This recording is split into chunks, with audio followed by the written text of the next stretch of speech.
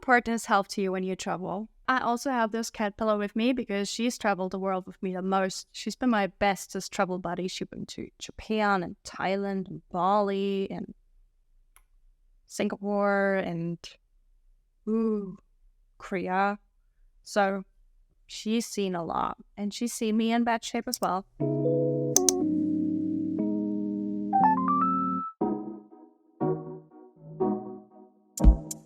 Hello, and welcome back to my travel vlogs for the Travel on the Brain brand, because I want to talk to you about travel insurance. Yes, this video is sponsored, but to me, that is like one of the first things I do when I go travel. I usually have like an essential travel insurance covering the EU travels, because I'm an EU citizen, so it's really easy to go hop across the border.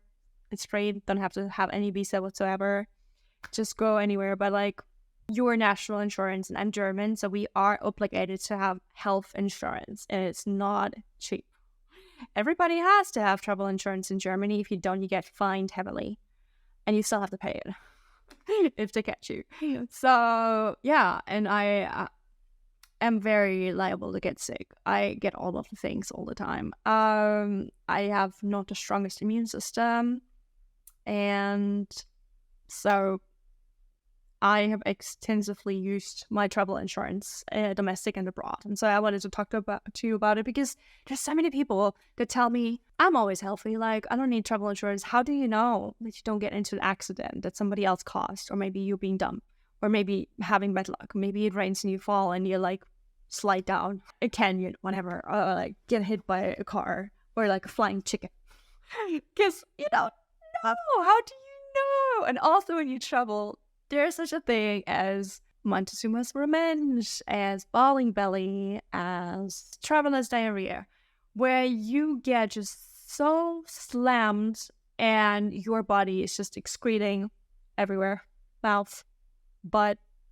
It's horrible. It's just horrible. And sometimes you're so dehydrated that you need to seek medical help, because it can get really tricky. And I remember that one time I was in Australia in the outback.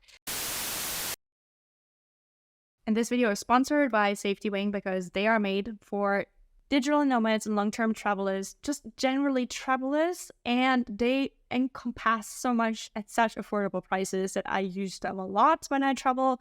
They have not let me down. I've used them a couple times because I always get into some kind of medical mishap, just what it is. So like, I rather am safe than sorry, and they have not let me down. I really love how easy it is to take out the insurance, even when you're already on the road and you remember, oh my God, I need to insure myself. They still do that. A lot of insurances won't let you do that. And they also cover so many things. So that's why I want to tell you a couple of my travel stories and where I definitely needed medical attention, to give you an idea. I remember that one time I was in Australia in the outback. We were on a 3-week tour, and we didn't have, proper refrigerator, because you're in the middle of the outback. There's like no electricity, no sockets you can plug stuff into. So we had a couple of Eskies, so like ice cooling boxes, where we put our food, and it had to stay cold in a reasonable time, or we had to like eat it real fast. So you had to be really careful about what to buy and how bad it could get real fast, and how you can consume it, and even how you have enough water on you that you are not dying in the middle of nowhere, because you can't just find a tap for hours. You can drive for hours along the Sturt Highway in Australia and meet no single car, no house, nothing. So if you need help of any kind, you're kind of screwed, because there's often no reception either. And if you maybe have reception, you can call help, and then they have to like helicopter out for a couple hours from the nearest town to give you, like, it's just don't be stupid. And so we were on this tour, and the tour guide obviously took care of it all, but we had to prepare the food with him, and we had to do the washing up of the dishes. And I know I'm very particular about the cleanliness, and I usually want to be in charge of washing the dishes, because my standards are high. I'm German. It needs to be spotless. And we didn't have hot water. Like, it was hot because the water was just like boiling from the sun. But it wasn't like proper hot, and we didn't have proper dishwasher because dishwasher obviously not, but you don't want to pollute the environment. So it was tricky. It was tricky. And so many people were like fighting with me. They're like, oh my God, we gotta rough it in the outback. We're like gotta not have to wash our hands properly. Like, you need to toughen up. And I'm like, what? No, ew. And they wouldn't wash their hands after going to the toilet. Just because, like, we're in the outback. I'm like, what is wrong with you? You still can't, like, just because you're in the outback, your body isn't suddenly survival proof and knows all of the germs and how to sustain all of that. It doesn't work that way. And do you know why we have soap and why we have hygiene? Because bacteria are nasty and can kill us, regardless of what your brain tells you how tough you are. So, long story short, I obviously got a big bug and the tour guide as well. And we both were just, I felt like I was in this movie where somebody abducted me. Like I was walking at night in the desert with a couple friends and I was like, I'm gonna faint now. And then I did. Because like when I say I'm gonna faint, I will. Because that's the only thing I can do before I just like collapse.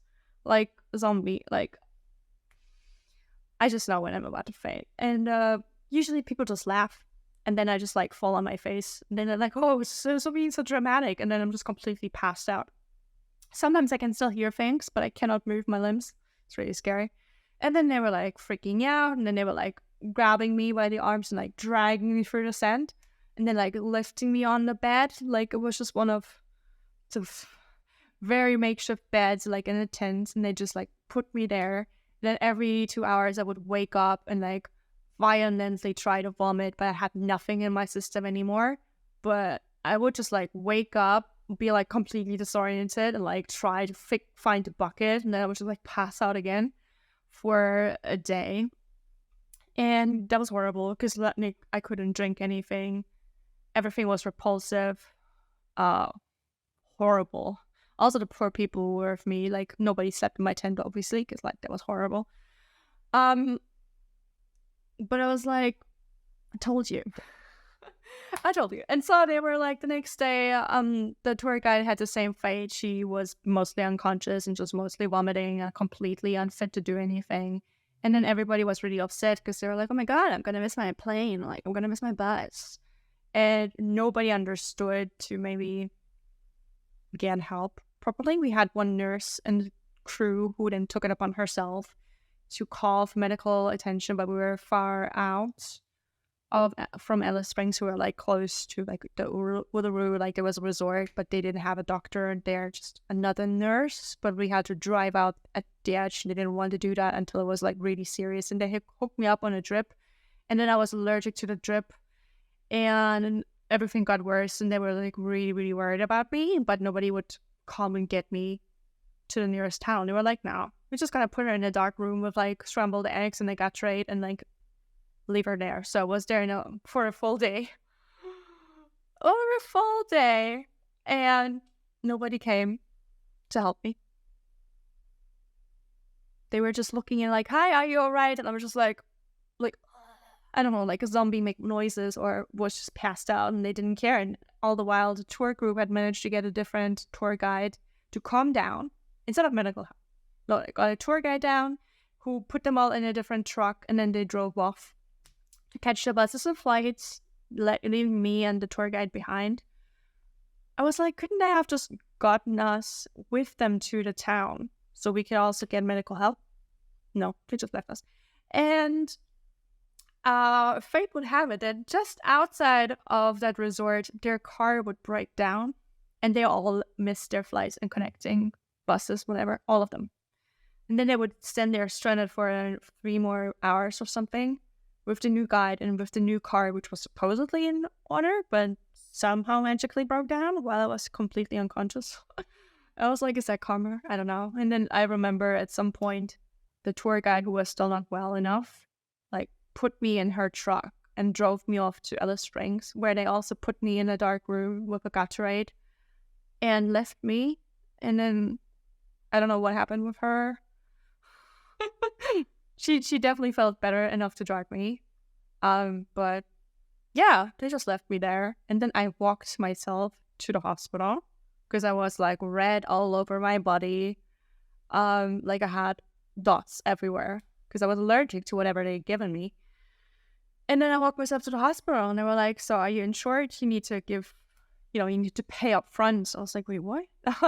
So like really, really important to always know with your insurance to have your number in your phone so you can call them internationally because that's usually covered.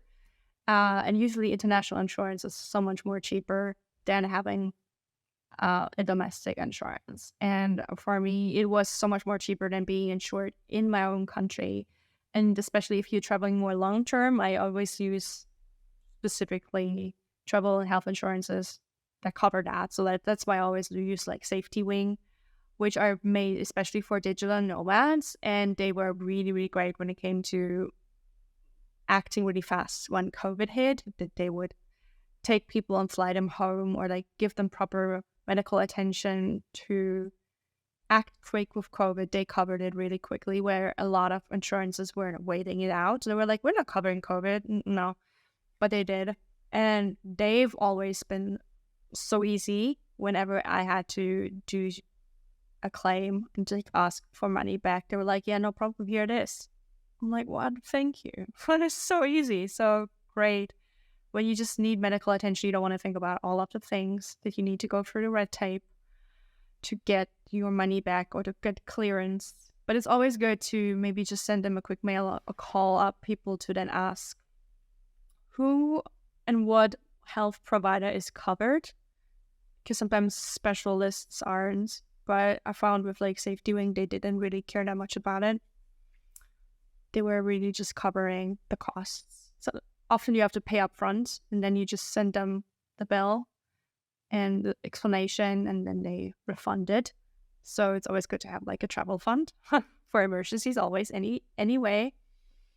But yeah, at least you can get your money back because, especially if you're from the US, you know how costly travel and health can be. But even if you go abroad, like I went to Thailand, I got a couple of vaccines for traveling. That was so cheap. I paid like $20. Or like when I had to get medication in Australia, I know that was instantly covered by my travel insurance. I didn't even have to pay anything. That was wild.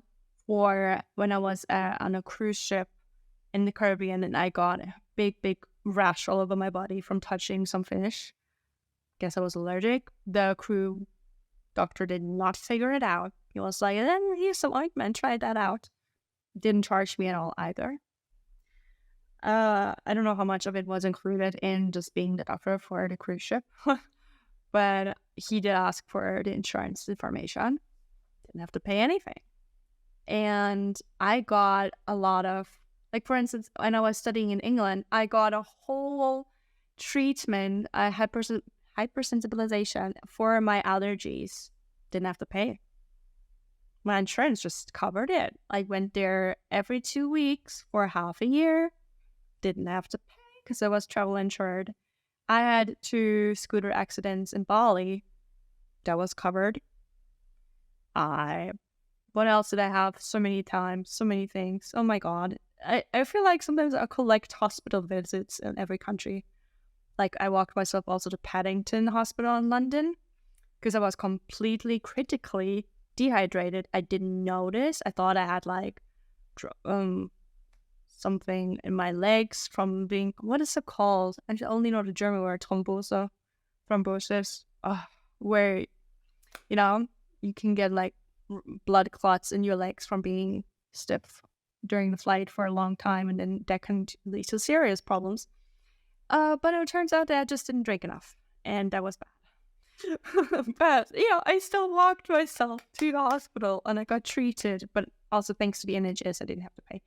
But, like, there's so many, in Sweden, I went to the doctor, and they didn't want to treat me. They were like, come back when you actually suffocate, because I was I had trouble breathing after I had, like, a very serious allergic reaction to something I ingested. That was supposed to be medicine, but turns out I'm allergic to it. And so, like, my throat was tightening. They were like, we don't care until you actually don't breathe anymore. I was like, who are you? Like, why would you be a doctor? That was horrible. But, all of these instances didn't have to pay because I had travel insurance. So regardless of how accident prone you are and regardless of how healthy you are, there's always that be safe rather than sorry. I don't get it. Like, it's so affordable to travel and have health insurance when you travel. There's a difference between regular travel insurance, which covers your baggage and like reservations and all of that. No, but health insurance when you travel is mostly what I'm talking about. And like with Safety Wing, they also cover a lot of like accidents when you go and do action stuff, because most insurances, they will not cover you bungee jumping and surfing and all of that stuff. But them being for digital nomads, to get that might also be an interest, and that also if you get into problems, you might want to have medical attention. So yeah, so it's really good. I know, I can recommend that. And yes, this is sponsored, but I've been using them. I'm really happy. Like you see, I've had enough experience with getting into trouble, needing medical attention. Still here, still in one piece. And I can recommend them 100%. So if you got questions, drop it down below. If you want to get your own insurance, if you want to check them out, I have an affiliate link down below. You can check that one out. And I hope I see you around, making hopefully more travel content soonish, but also more on my podcast if you want to hear more about my travel stories and thoughts and all of that. And I wish you a fabulous day. Stay travel-tastic. Bye-bye.